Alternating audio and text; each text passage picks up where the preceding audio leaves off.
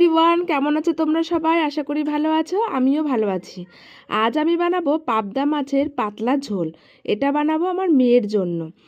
তো শুধু আমার মেয়ে না, যে সমস্ত ছোট ছোট বাচ্চা আছে তাদের জন্য তোমরা ট্রাই করতে পারো। আমি আজকে বানাবো এটা সবজি দিয়ে, আলু, ফুলকপি, পেঁয়াজকলি, যে সমস্ত ঘরে সবজি থাকে সব দিয়েই বানানো যায়। কেননা বাচ্চাদের সব রকম সবজি খাওয়ানোটা উচিত, তাই জন্য আমি মাছের সঙ্গে সব রকম সবজি দিয়ে এই রান্নাটা রান্না করছি।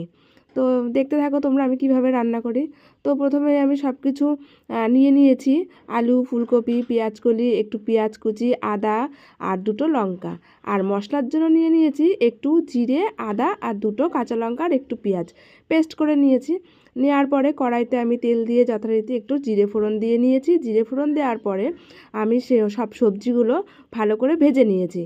ভেজে নেওয়ার পরে যখন দেখলাম একটু একটু লাল লাল হয়ে গেছে, তখন আমি